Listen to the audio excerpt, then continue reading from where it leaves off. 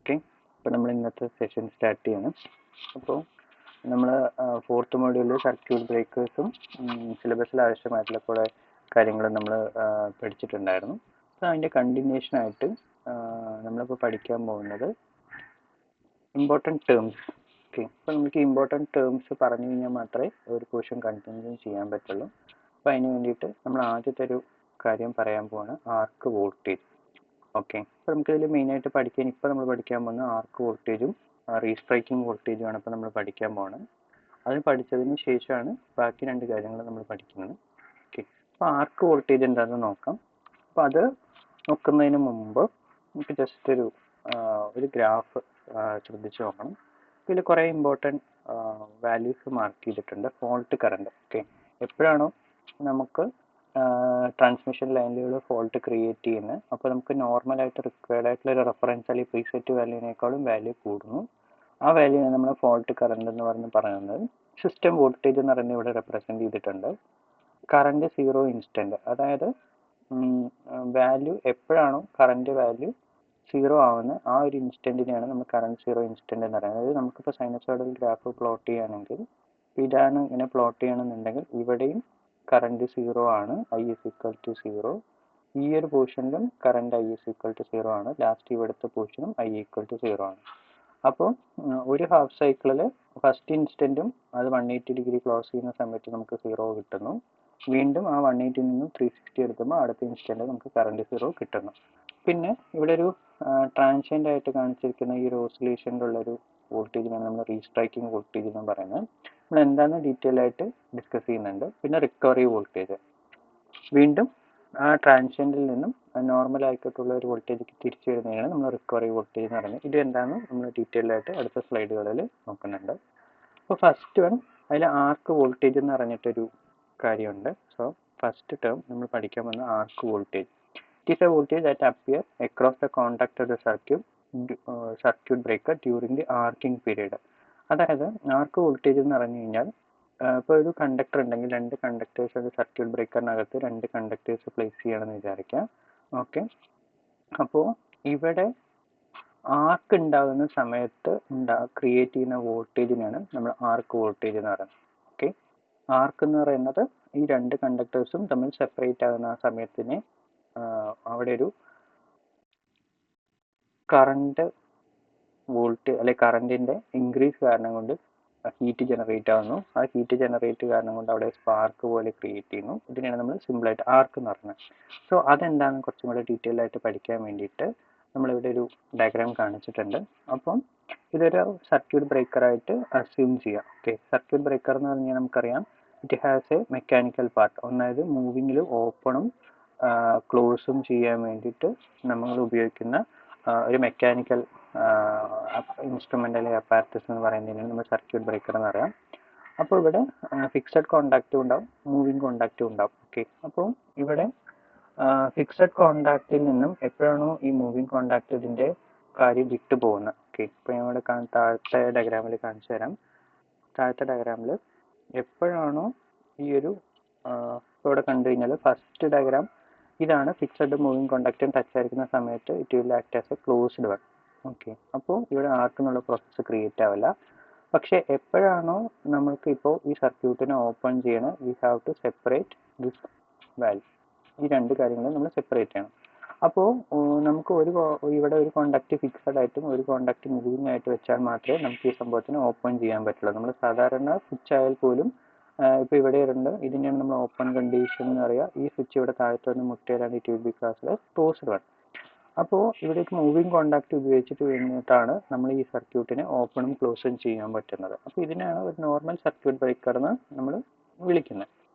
അപ്പോൾ നമുക്ക് എപ്പോഴാണോ ഈ ഫിക്സഡിൽ നിന്നും മൂവിങ് കോണ്ടാക്റ്റ് മാറ്റുന്നത്, അപ്പോൾ ഇവിടെ നമുക്കൊരു സ്പേസ് ക്രിയേറ്റ് ആകുന്നു. കണ്ടോ, ഈ ഒരു സ്പേസിൽ എത്രത്തോളം റെസിസ്റ്റൻസ് വാല്യൂ ഉണ്ടോ, ഓക്കെ, എത്രത്തോളം നമുക്ക് റെസിസ്റ്റൻസ് വാല്യൂ ഉണ്ടോ അതിനനുസരിച്ചിട്ടാണ് അവിടെ ക്രിയേറ്റ് ചെയ്യുന്ന ആർക്കിൻ്റെ വാല്യൂ ഉണ്ടാവുക. ആർക്ക് എന്ന് പറഞ്ഞു കഴിഞ്ഞാൽ നേരത്തെ ഞാൻ പറഞ്ഞു ഇറ്റ് വിൽ ബി ഒരു സ്പാർക്ക് പോലെ. Okay, spark that created due to H is equal to I square RT അല്ലെങ്കിൽ H is equal to I square. അവിടെ ഉണ്ടാകുന്ന കറണ്ടിൻ്റെ ഡെൻസിറ്റി വളരെ കൂടുന്നത് കൊണ്ടും വേറെ കുറച്ച് കാരണങ്ങളും കൊണ്ടും അവിടുത്തെ ഒരു വോൾട്ടേജ് സ്പൈക്ക് അല്ലെങ്കിൽ ഒരു സ്പാർക്ക് ക്രിയേറ്റ് ചെയ്യുന്നതിനാണ് നമ്മൾ ആർക്ക് എന്ന് പറയുന്നത്. സോ ഇവിടുത്തെ ഫിക്സഡ് കോണ്ടാക്റ്റിൽ നിന്നും മൂവിങ് കോണ്ടാക്റ്റ് മാറുന്ന ഈ ഒരു സ്പേസിൽ നമുക്കിവിടെ ഒരു റെസിസ്റ്റൻസ് ക്രിയേറ്റ് ആവുന്നു. റെസിസ്റ്റൻസ് എന്ന് പറയുമ്പോൾ എന്താന്ന് പറഞ്ഞു കഴിഞ്ഞാൽ ആർക്കും റെസിസ്റ്റൻസും തമ്മിൽ ഒരു റിലേഷൻ ഉണ്ട്. ഓക്കെ, ഇവിടെ റെസിസ്റ്റൻസ് എന്ന് പറഞ്ഞാൽ ഉദ്ദേശിക്കുന്നത് ആർക്ക് ക്രിയേറ്റ് ആവാൻ അല്ലെങ്കിൽ ആർക്ക് ക്രിയേറ്റ് ആവാതിരിക്കാൻ വേണ്ടി നമ്മൾ ഉപയോഗിക്കുന്ന ഒരു മെത്തേഡ് അല്ലെങ്കിൽ ഉപയോഗിക്കുന്ന ഒരു സംഭവത്തിനാണ് നമ്മൾ റെസിസ്റ്റൻസ് എന്ന് പറയുന്നത്. അതായത് കുറച്ചും കൂടെ ക്ലിയർ ആയിട്ട് പറയുന്നതെന്നുണ്ടെങ്കിൽ നമുക്ക് ഈ ഫിക്സഡ് കോണ്ടാക്റ്റിൽ നിന്നും എത്രത്തോളം ഡിസ്റ്റൻസ് കൂടുന്നോ, മൂവിങ് കോണ്ടാക്റ്റ് ഡിസ്റ്റൻസ് കൂടുന്നോ അത്രത്തോളം നമുക്ക് ആർക്ക് ഉണ്ടാകുന്ന വാല്യൂസിനെ നമുക്ക് കുറയ്ക്കാൻ പറ്റും. ഓക്കെ, അതാണ് അവിടെ ഉദ്ദേശിച്ചത്. അപ്പോൾ ഇവിടെ കുറേ കാര്യങ്ങളുണ്ട്. ഇവിടെ റെസിസ്റ്റൻസ് എന്നുകൊണ്ട് ഉദ്ദേശിക്കുന്നത് ഇവിടെ കുറേ അയണൈസേഷൻസ് സംഭവിക്കാറുണ്ട്. ഓക്കെ, അവിടുത്തെ ഗ്യാസ് പാർട്ടിക്കിൾസ് അയണൈസ് ആവാറുണ്ട്. സോ ഈ അയണൈസ് ആവുന്ന എഫക്റ്റും ഏതിനെ ഡിപ്പെൻഡ് ചെയ്തിട്ടുണ്ട്? ആർക്കിനെ ഡിപ്പെൻഡ് ചെയ്തിട്ടുണ്ട്. ഓക്കെ, അപ്പോൾ അതെന്താണെന്ന് കുറച്ചും കൂടെ ഡീറ്റെയിൽ ആയിട്ട് പറയാം. അപ്പോൾ ഫിക്സഡ് കോണ്ടാക്റ്റ് ഉണ്ട്, മൂവിങ് കോണ്ടാക്റ്റ് ഉണ്ട്. അപ്പോൾ ഫിക്സഡിൽ നിന്നും മൂവിങ് കോണ്ടാക്റ്റ് എത്രത്തോളം നീളുന്നു, അപ്പോൾ ഇവിടെ നിന്ന് ഒരു റെസിസ്റ്റൻസ് ക്രിയേറ്റ് ആവുന്നു. ആ റെസിസ്റ്റൻസ് ക്രിയേറ്റ് ആവുന്ന വാല്യൂ വളരെ കൂടിക്കഴിഞ്ഞാൽ ആർക്ക് എന്നുള്ള പ്രോസസ്സ് വളരെ കുറയും. ഓക്കെ, അപ്പോൾ ഈ നടുവിൽ ഈ രണ്ട് കണ്ടക്ടേഴ്സ് സ്പ്ലിറ്റ് ചെയ്യുന്ന സമയത്ത് ഉണ്ടാകുന്ന ഒരു പ്രോസസ്സിനെയാണ് നമ്മൾ ആർക്ക് എന്ന് പറയുക, അല്ലെങ്കിൽ ഒരു സ്പാർക്ക് എന്ന് വേണമെങ്കിൽ പറയാം. അതായത് അവിടെ ഒരു ഹീറ്റ് ലിബറേറ്റ് ആവുന്നു, അതിനെയാണ് നമ്മൾ ആർക്ക് എന്ന് പറയുന്നത്. അപ്പോൾ ഇവിടെ ഫസ്റ്റ് എന്ന് പറയുന്നത് ആർക്ക് വോൾട്ടേജ് എന്ന് ഞാൻ പറഞ്ഞു. അപ്പോൾ ഞാൻ അപ്പോഴേ അവിടെ പറഞ്ഞതുപോലെ തന്നെ ഒരു കണ്ടക്ടേഴ്സ് സെപ്പറേറ്റ് ആവുന്നു. ഓക്കെ, സെപ്പറേറ്റ് ആവുന്നു. It is a voltage that appear across the contact of the circuit breaker. Circuit ബ്രേക്കറിന്റെ രണ്ട് കോണ്ടാക്ട് നമ്മൾ അപ്പോഴേ പറഞ്ഞു. ആ രണ്ട് കോണ്ടാക്ട് അവിടെ സെപ്പറേറ്റ് ആകുന്ന സമയത്ത് ആ സർക്യൂട്ട് ബ്രേക്കറിൽ ആർക്ക് സംഭവിക്കുന്നു. ആ ആർക്കിംഗ് പീരീഡിൽ ഉണ്ടാകുന്ന വോൾട്ടേജിനെയാണ് നമ്മൾ എന്തെന്ന് പറയുന്നത്? ആർക്ക് വോൾട്ടേജ് എന്ന് പറയുന്നത്. ഓക്കെ, ഇവിടെ ഇതിന് as soon as the conductor circuit breaks separate and arc is formed, the voltage that appear across the conductor during the arcing period is called arc voltage. Okay, അപ്പോൾ ഞാൻ നേരത്തെ പറഞ്ഞ പോലെ രണ്ട് കണ്ടക്ടേഴ്സ് സ്പ്ലിറ്റ് ആകുന്ന സമയത്ത് ഇവിടെ ഒരു ആർക്ക് സംഭവിക്കുന്നു. ആ ആർക്ക് ഉണ്ടാവാൻ അല്ലെങ്കിൽ ആർക്കിൽ ഉണ്ടായ വോൾട്ടേജിനാണ് നമ്മൾ ആർക്ക് വോൾട്ടേജ് എന്നറിയപ്പെടുന്നത്. ഓക്കെ, പിന്നെ റീസ്ട്രൈക്കിംഗ് വോൾട്ടേജ്, ഇതാണ് രണ്ടാമത്തെ നമുക്ക് ഏറ്റവും ഇമ്പോർട്ടൻ്റ് ആയിട്ടുള്ളൊരു ടേം, റീസ്ട്രൈക്കിംഗ് വോൾട്ടേജ്. അപ്പോൾ restriking voltage is a transient voltage. നമ്മൾ ഗ്രാഫിൽ നേരത്തെ പറഞ്ഞു restriking voltage will be a transient voltage ആണെന്ന് പറഞ്ഞു. So restriking voltage refer a transient voltage that appear across the contact of the circuit breaker.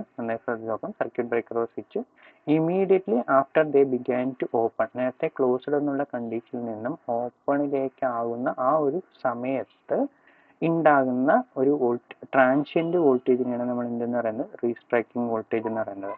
It is especially occurs in the AC system. AC സിസ്റ്റത്തിലാണ് ഏറ്റവും കൂടുതൽ ഉണ്ടാകുന്നത്. അപ്പോൾ ഇവിടെ circuit open ആവണമെന്ന് പറയുമ്പോൾ തന്നെ എന്ത് ചെയ്യുന്നു? അവിടുത്തെ കറണ്ട് ഫ്ലോവിനെ ഇൻട്രപ്റ്റ് ചെയ്യുന്നു എന്നുള്ളതാണ് അതിൻ്റെ അർത്ഥം. ഓക്കെ, അപ്പോൾ restriking voltage refer a transient voltage that appear across the contact of circuit breaker immediately after they began to open and interrupt the circuit.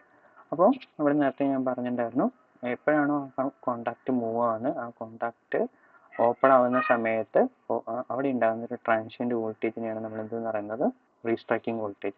ഇനി എങ്ങനെയാണ് അവിടുത്തെ ഒരു ട്രാൻഷ്യൻ്റ് വോൾട്ടേജ് ക്രിയേറ്റ് ആവുന്നത്? ഓക്കെ, അപ്പോൾ when circuit breaker open, okay, നേരത്തെ closed എന്നുള്ള കണ്ടീഷനിൽ നിന്നും ഓപ്പൺ ആവുന്ന സമയത്ത് ആ സമയത്താണ് നമുക്ക് ആർക്ക് ഫോം ആവുകയാണെന്ന് പറഞ്ഞു. Okay, as current pass through the zero, ഇവിടെ നമുക്ക് നോക്കിയാൽ മനസ്സിലാവും കറണ്ട് ഏതിലൂടെയാണ് പാസ് ആവുന്നത്? സീറോയിൽ കൂടെ പാസ് ആകുന്ന സമയത്ത്, കറണ്ട് സീറോയിലേക്ക് വരുന്ന സമയത്ത് ആൻഡ് ആർക്ക് ക്യാൻ ബി എക്സ്റ്റിങ്ക്യൂഷൻ.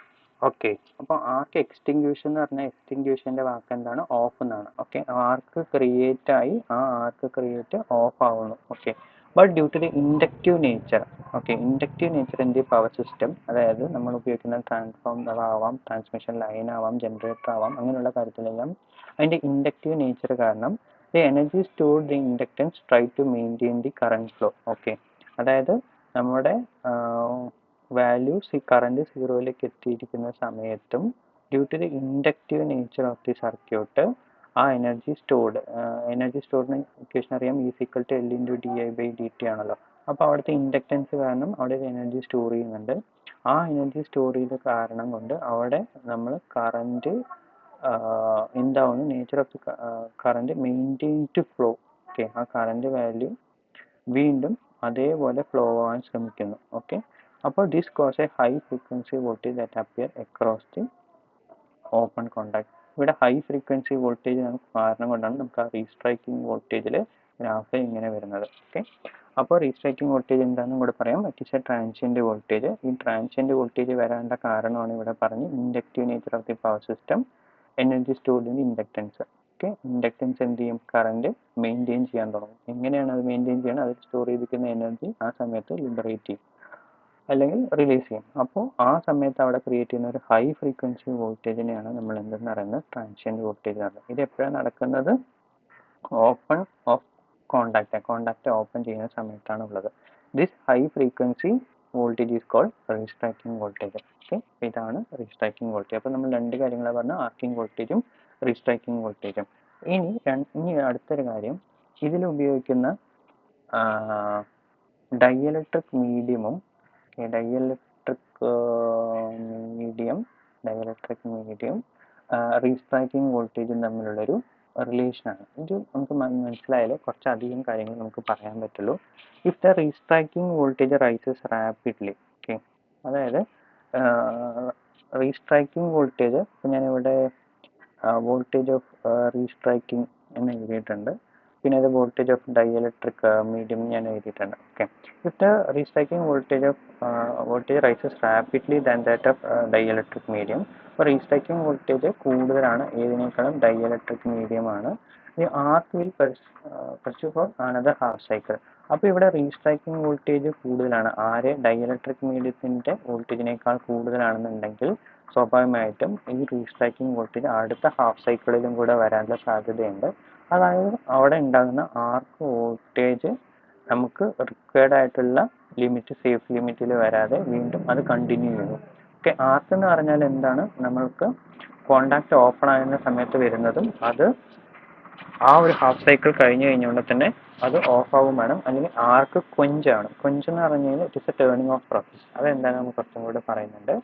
അപ്പോൾ ഇവിടുത്തെ റീസ്ട്രൈക്കിംഗ് വോൾട്ടേജ് ഡൈഇലക്ട്രിക് മീഡിയത്തിൻ്റെ വോൾട്ടേജിനേക്കാളും കൂടുതലാണെന്നുണ്ടെങ്കിൽ it will press to next half cycle also. Okay, അതാണ് ഇവിടെ പറഞ്ഞത്. If the restriking voltage rise more rapidly than the dielectric strength of the medium. അപ്പോൾ ഡൈഇലക്ട്രിക് സ്ട്രെങ്ത് ഓഫ് ദ മീഡിയത്തിനേക്കാൾ കൂടുതൽ പോവുകയാണെന്നുണ്ടെങ്കിൽ the restriking voltage will continue another half cycle. അപ്പോൾ നമ്മളിവിടെ എന്താ ചെയ്യേണ്ടത് പറഞ്ഞാൽ അവിടെ ഉപയോഗിക്കുന്ന ഡൈഇലക്ട്രിക് മീഡിയത്തിൻ്റെ സ്ട്രെങ്ത് എന്ന് പറയുന്നത് ഏതിനേക്കാളും കൂടുതലായിരിക്കണം? റീസ്ട്രൈക്കിംഗ് വോൾട്ടേജിനേക്കാളും കൂടുതലായിരിക്കണം. ഓക്കെ, അപ്പോൾ ഇവിടെ ഞാൻ പറഞ്ഞതുപോലെ തന്നെ ഇപ്പോൾ ഇവിടെ റീസ്ട്രൈക്കിംഗ് വാല്യൂ ഇവിടെ ഡൈഇലക്ട്രിക് മീഡിയത്തിൻ്റെ സ്ട്രെങ്ത് ആണെന്നുണ്ടെങ്കിൽ നമുക്ക് ഇവിടുത്തെ ആർക്ക് നെക്സ്റ്റ് സൈക്കിളിലും കൂടെ കണ്ടിന്യൂ ചെയ്യരുത് എന്നുണ്ടെങ്കിൽ നമ്മൾ എന്ത് ചെയ്യണം? ഈ ഡൈഇലക്ട്രിക് മീഡിയത്തിൻ്റെ സ്ട്രെങ്ത് റീസ്ട്രൈക്കിംഗ് വോൾട്ടേജിനേക്കാളും കൂടുതലാക്കി വെക്കണം. അങ്ങനെ കൂടുതലാക്കി വെച്ച് കഴിഞ്ഞാൽ മാത്രമേ നമുക്ക് എന്ത് ചെയ്യാൻ പറ്റുള്ളൂ? ആ സമയത്ത് ക്രിയേറ്റ് ആയ ആർക്കിനെ അതേ സമയത്ത് നമുക്ക് സ്റ്റോപ്പ് ചെയ്യാൻ പറ്റുള്ളൂ. ഓക്കെ, അപ്പോൾ ഇതെങ്ങനെ നമുക്ക് സ്റ്റോപ്പ് ചെയ്യാം? ആർക്ക് നമുക്ക് എങ്ങനെ സ്റ്റോപ്പ് ചെയ്യാൻ പറ്റും എന്നുള്ളതാണ് ഇനി നമ്മൾ പഠിക്കാൻ പോകുന്നത്. ഓക്കെ, അപ്പോൾ ഇത്ര നേരം നമ്മൾ ആർക്ക് എന്ന് പറഞ്ഞു. സോ ആ ആർക്കിനെ കുറിച്ച് കുറച്ചും കൂടെ നമ്മൾ ഡീറ്റെയിൽഡ് ആയിട്ട് പറയാൻ പോവാണ്. Electric arc is the discharge of electric current across the gap between the electrode in the gas or vapor. Okay, അപ്പോൾ ഒരു ഇലക്ട്രിക് ഡിസ്ചാർജ് ഓഫ് ഇലക്ട്രിക്കൽ ആർക്ക് എന്ന് പറഞ്ഞാൽ it is A discharge of electric current across the gap between the electrode. Electrode എന്ന് പറഞ്ഞു കഴിഞ്ഞാൽ രണ്ട് കണ്ടക്ടറിൻ്റെ തമ്മിലുള്ള ഈ ഗ്യാപ്പിനാണ് അവർ ഉദ്ദേശിക്കുന്നത്. ഒരു ഫിക്സഡ് ഒരു മൂവിങ് ആവാം. Between the electrode in gas or vapour. Okay, അത് ഗ്യാസ് ആവാം അല്ലെങ്കിൽ വേപ്പർ ആവാം, ഏത് രീതിയിൽ വേണമെങ്കിലും അതിനെ നമ്മൾ ഉപയോഗിക്കാം. അതിനാണ് നമ്മൾ ഇലക്ട്രിക് ആർക്ക് എന്ന് പറയുന്നത്. So at the instant when the contact began to separate the contact area decreases. Okay, അപ്പം നമുക്കിപ്പോൾ ഇവിടെ പറയാൻ പോകുന്നത് ആർക്ക് ഏതൊക്കെയാണ് ഡയറക്ട്ലി പ്രൊപ്പോർഷണൽ, ഏതിനൊക്കെയാണ് ഇൻവേഴ്സ്ലി പ്രൊപ്പോർഷണൽ നമ്മളിപ്പോൾ പറയാൻ പോവാണ്. At the instant when the contact began to separate the contact area decreases. അപ്പോൾ നമ്മൾ ആദ്യം പറയാൻ പോകുന്നത് ആരെക്കുറിച്ചാണ്? ഏരിയയും ആർക്കിനെ കുറിച്ചുമാണ് പറയാൻ പോകുന്നത്. ഏത് ഏരിയ ആണ് പറയാൻ പോകുന്നത്? കോൺടാക്റ്റുകൾ തമ്മിലുള്ള ഏരിയയെ കുറിച്ചാണ് നമ്മൾ പറയാൻ പോകുന്നത്. Okay, at the instant when the contact becomes separated, the contact area decreases. The large fault current flow will cause increased current density, hence the rise of temperature. അപ്പോൾ ഏരിയ കുറവാണ് എന്നുണ്ടെങ്കിൽ at the instant when the contact become area the contact area decreases. ഇത് തമ്മിലുള്ള contact area കുറഞ്ഞു കഴിഞ്ഞാൽ, അപ്പോൾ ഇത് തമ്മിലുള്ള കോൺടാക്ട് ഏരിയ കുറഞ്ഞു കഴിഞ്ഞാൽ നേരത്തെ അറിയാം, നേരത്തെ ഈ രണ്ട് ഡിവൈസും ടച്ച് കോൺടാക്റ്റിലായിരിക്കുന്ന സമയത്ത് ഇത് കറണ്ട് പാസ് ചെയ്തുകൊണ്ടിരുന്നുണ്ടായിരുന്നു. സോ ഇൻസ്റ്റന്റ് കറണ്ട് ഫ്ലോ ആയിക്കൊണ്ടേയിരുന്നു. ഇനി അടുത്തത്, ഈ കോണ്ടാക്ട് മെല്ലെ ഇത് സെപ്പറേറ്റ് ആവാൻ തുടങ്ങുമെന്ന് വിചാരിച്ചു. അപ്പോൾ ഇതിൻ്റെ കോണ്ടാക്ട് ഏരിയ ഡിക്രീസ് ആവാൻ പോവാണ്. അതായത് നേരത്തെ ഇത് ക്ലോസ്ലി ടച്ച് ആയിരുന്നു, ഇനി ഇവിടെ നിന്ന് മെല്ലെ മെല്ലെ നീങ്ങാൻ പോവാണ്. ഓക്കെ, അപ്പോൾ ഇവിടുത്തെ കോണ്ടാക്ട് ഏരിയ കുറയാണ്. കോണ്ടാക്ട് ഏരിയ കുറയാന്ന് പറഞ്ഞാൽ നമ്മൾ നീക്കും തോറും ഇത് തമ്മിലുള്ള ബന്ധം കുറയാൻ പോവാണ്. അതാണ് ഇവിടെ കോണ്ടാക്ട് ഏരിയ എന്നുകൊണ്ട് ഉദ്ദേശിക്കുന്നത്. At the instant the contact began to separate, the contact area decreases. രണ്ട് കണ്ടക്ടർ തമ്മിലുള്ള കോണ്ടാക്ട് ഏരിയ കുറയാൻ പോവുകയാണ്. The large current flow which cause high current density. അപ്പോൾ നേരത്തെ ഇവിടെ ഒരു 20 ആംപിയർ പൊയ്ക്കൊണ്ടിരുന്ന സ്ഥലത്ത് നമ്മൾ കോണ്ടാക്ട് സെപ്പറേറ്റ് ചെയ്യുന്ന സമയത്ത് ഇത് ആ വിടുന്ന കണ്ടീഷൻസ്, നമ്മൾ ആ സെപ്പറേറ്റ് ആകുന്ന കണ്ടീഷൻ ആലോചിച്ചാൽ മതി. അപ്പോൾ സെപ്പറേറ്റ് ആകുന്ന സമയത്ത് ഇവിടെ രണ്ടും തമ്മിലുള്ള കറണ്ട് ഡെൻസിറ്റി വളരെയധികം കൂടുതലാണ്. ഓക്കെ, ആ സമയത്ത് ഇത് ഫ്ലോ ആവാൻ മെയിൻറ്റെയിൻ ചെയ്യാൻ ഉദ്ദേശിച്ചിട്ടുണ്ടാവും. അപ്പോൾ ഇവിടുത്തെ കറണ്ട് ഡെൻസിറ്റി, ചെറിയ ഏരിയയിൽ കൂടുതൽ കറണ്ട് ഫ്ലോ, അതായത് ആ വിടുന്ന കണ്ടീഷനാണ്. ഓക്കെ, അപ്പോൾ അവിടെ ടെമ്പറേച്ചർ കൂടുന്നു, rise of temperature. Okay, rise of temperature. അപ്പോൾ നമ്മൾ എന്ത് ചെയ്യുന്നു, കോണ്ടാക്ട് ഇത് തമ്മിലുള്ള കോണ്ടാക്ട് ഏരിയ കുറയുന്ന സമയത്ത് ഇത് തമ്മിലുള്ള കറണ്ട് ഡെൻസിറ്റി കൂടുന്നു. കറണ്ട് ഡെൻസിറ്റി കൂട്ടുമ്പോൾ അവിടെ ടെമ്പറേച്ചർ കൂടുന്നു. ഓക്കെ, അപ്പോൾ heat produced in the medium between the contact is sufficient to ionise the air and vaporise and ionise the oil. അപ്പോൾ ആ സമയത്ത് ക്രിയേറ്റ് ആയ ഹീറ്റ് എന്ന് പറയുന്നത് അവിടുത്തെ എയറിനെ അയോണൈസ് ചെയ്യാനും, അയോണൈസ് എന്ന് പറഞ്ഞു കഴിഞ്ഞാൽ it can be formed into positive and negative forms. ഇതിനാണ് നമ്മൾ അയോണൈസ് എന്ന് പറയാം. അപ്പോൾ അവിടുത്തെ കാര്യങ്ങളെ അയോണൈസ് ചെയ്ത് കഴിഞ്ഞാൽ വെൻ ഇറ്റ് ഈസ് ഇത് ഒരു പാർട്ടിക്കിൾ പ്ലസും മൈനസും കൂടെ ചേർന്നിരുന്നതിന് it will be neutralized one. പക്ഷെ എപ്പോഴാണോ ഇത് പ്ലസും മൈനസ് ആയിട്ട് മാറിക്കഴിഞ്ഞ് കഴിഞ്ഞാൽ ഇതിനെ നമ്മൾ എന്താണ്, ചാർജ്ഡ് അയോണൈസ് എന്നാവും. അയണൈസ്ഡ് എന്നുള്ള കണ്ടീഷനിലായി കഴിഞ്ഞാൽ സ്റ്റാർട്ട് കണ്ടക്ടിങ്, അല്ലേ, കണ്ടക്ട് ചെയ്യാൻ ശ്രമിച്ചുകൊണ്ടിരിക്കും. അപ്പോൾ heat produced in the medium between the contact is sufficient to ionise the air and vaporise and ionise the oil. അപ്പോൾ അവിടെയുള്ള എയറിനെ അയണൈസ് ചെയ്യാനും അല്ലെങ്കിൽ അവിടുത്തെ എയറിനെ വേപ്പറൈസ് ചെയ്യാനോ, അല്ലെങ്കിൽ നമ്മളവിടെ ഓയിൽ മീഡിയമാണ് ഉപയോഗിക്കണമെന്നുണ്ടെങ്കിൽ അതിനെയും അയണൈസ് ചെയ്യാൻ ആ ഹീറ്റ് മതിയാവും എന്നുള്ളതാണ് പറയുന്നത്. അങ്ങനെ മതിയായി കഴിഞ്ഞു കഴിഞ്ഞാൽ the ionised air or vapour act as A conductor. Okay, അപ്പോൾ ഇവിടെ പ്ലസ് ഉണ്ട്, മൈനസ് ഉണ്ട്. അപ്പോൾ ഈ അയണൈസ്ഡ് ആയിട്ടുള്ള കാര്യങ്ങൾ എന്ത് ചെയ്യാൻ തുടങ്ങും, അതൊരു കണ്ടക്ടറായിട്ട് ആക്ട് ചെയ്യാൻ തുടങ്ങും. And arc is സ്ട്രക്ക് between the contact. അപ്പോൾ ഇവിടെ ക്രിയേറ്റ് ചെയ്യുന്ന ഈ അയൺ കാരണം, അയോണൈസ്ഡ് ആയിട്ടുള്ള ഈ എയർ കാരണമാണ് അവിടെ എന്ത് തന്നെ ക്രിയേറ്റ് ചെയ്യുന്നത്, ആർക്ക് തന്നെ ക്രിയേറ്റ് ചെയ്യുന്നത്. The potential difference between the contact is quite small and it is sufficient to maintain the arc. അപ്പോൾ അവിടെ ഉണ്ടായിരുന്ന രണ്ട് കോണ്ടാക്ട് കാരണം കൊണ്ട് നമുക്ക് എന്ത് ചെയ്യും, അവിടുത്തെ ആർക്ക് ക്രിയേറ്റ് ആവാനുള്ള കാരണം ആവും. അപ്പോൾ അവിടെ ഉണ്ടാകുന്ന ഈ പൊട്ടൻഷ്യൽ ഡിഫറൻസ്, ചെറിയൊരു പൊട്ടൻഷ്യൽ ഡിഫറൻസ് തന്നെ എന്തിന് കാരണമാകും, നമുക്ക് അവിടുത്തെ ആർക്ക് ക്രിയേറ്റ് ചെയ്യാൻ പറ്റും.